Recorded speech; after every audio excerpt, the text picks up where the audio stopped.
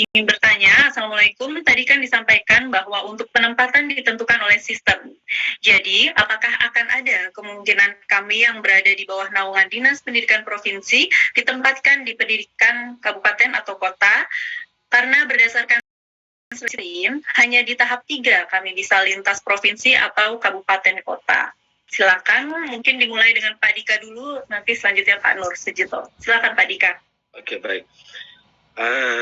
Ini jangankan antar daerah, untuk tahun 2022 ini kita akan melaksanakan observasi di sekolahnya masing-masing. Itu tadi makanya kami bicarakan di slide tadi bahwa tolong untuk guru non-ASN yang berlebih atau menumpuk pekerjaannya di dalam satu sekolah, tolong pemerintah daerah agar dapat melakukan penataan terlebih dahulu agar guru non-ASN itu nanti dapat ditempatkan di sekolah tempat dia bertugas masing-masing. Nah, jadi di sini udah bisa terlihat bahwa jangankan antar instansi kewenangan, justru kita prioritaskan di masing-masing satuan pendidikan di mana dia tempat bertugas.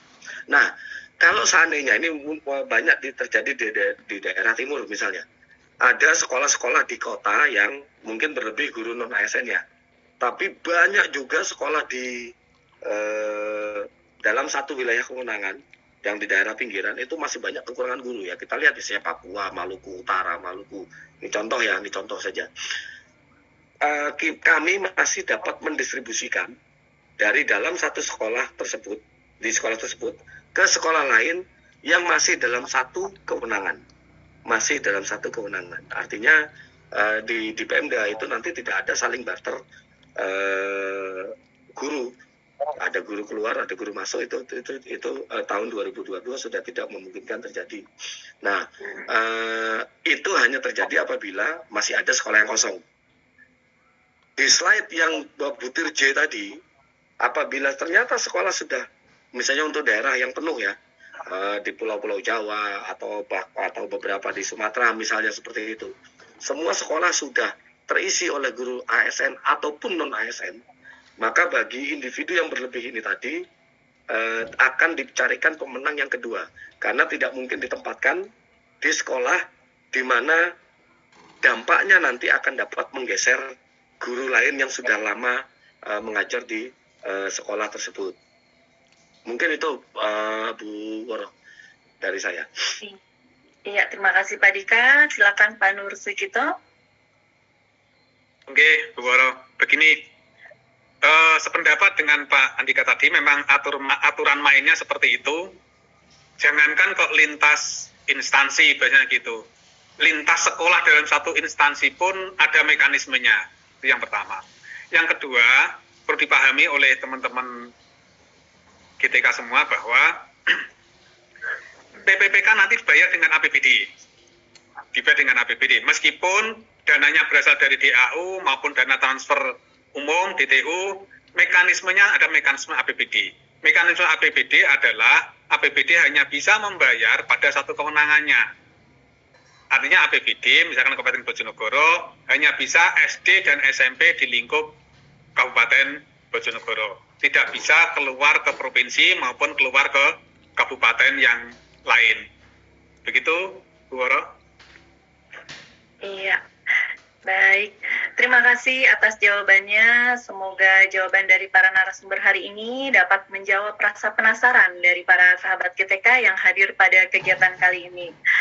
Sahabat GTK yang berbahagia, mohon maaf pada kesempatan kali ini kami belum bisa menjawab semua pertanyaan yang disampaikan. Namun jangan khawatir, sahabat GTK dapat mengikuti perkembangan informasi terbaru di media sosial Direktorat Jenderal Guru dan Tenaga Kependidikan. Sudah akan begitu Bapak Ibu masuk ke akun SSC ASN-nya, maka sistem langsung bisa mengalirkan Bapak Ibu ini sebenarnya akan ada di mana, ditempatkan di sekolah induknya ataukah di sekolah lain di lingkungan Kementerian lingkungan daerah kewenangan tersebut, atau akan berpindah menjadi melamar JF lain karena JF Bapak Ibu tidak tersedia untuk saat ini. Jadi sistem sudah akan menuntun Bapak Ibu semua memilih langkah yang mana. Jangan khawatir, sistemnya akan sangat mudah. Bapak Ibu menggait Bapak Ibu untuk bisa mengikuti proses seleksi ini. Nah, namun Bapak Ibu, sekali lagi saya informasikan kepada seluruh guru SMP 3K dan seluruh daerah bahwa tidak seluruh guru yang lulus PG tahun 2021 akan dapat diangkat tahun ini. Karena memang masih ada sisa sekitar 17% yang belum mendapatkan penempatan yang dikarenakan banyak sebab. Ini ya, dapat dilihat. Yang satu ada kelebihan guru, kemudian ada juga sebab lain. Jadi sebab lain ya karena memang daerah belum mengusulkan. Ini Bapak Ibu bisa melihat di layar ilustrasi kelebihan guru itu seperti apa. Misalnya Kota Bima ya. Kota Bima di SD 6 Kodo Kota Bima. Untuk guru kelas kebutuhannya hanya 6, ASN-nya sudah ada 4, tapi non-ASN yang ada di sana adalah 21. Sehingga ada kelebihan guru 19.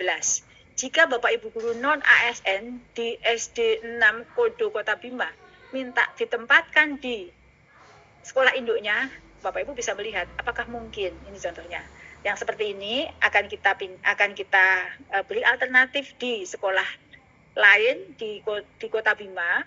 Namun jika di Kota Bima sekolah lain semuanya sudah terpenuhi, maka inilah yang belum bisa diangkat di tahun ini. Ini adalah contoh ya.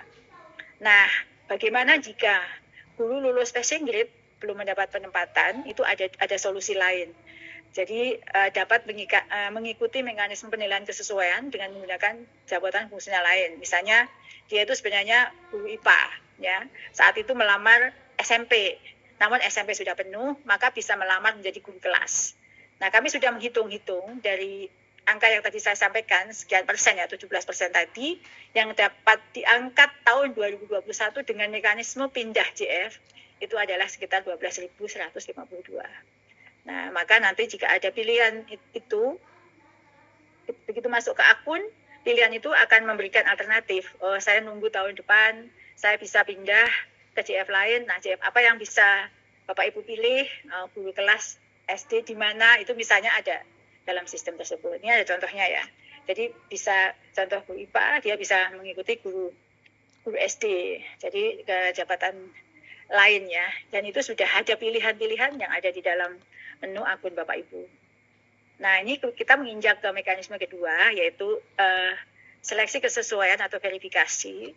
Nanti apa saja sih, bagaimana caranya? Jadi siapa saja yang boleh ikut? Yang boleh ikut adalah guru THK 2 dan guru honorer di sekolah negeri yang mengabdi lebih dari 3 tahun. Nah, caranya adalah akan dilakukan observasi atau dinilai kesesuaiannya melalui kepala sekolah, pengawas sekolah maupun guru sejawat. Nah, apa saja yang dilihat? Ini yang dilihat. Yang dilihat ini adalah indikatornya akan melihat kompetensinya, teknisnya, dan melihat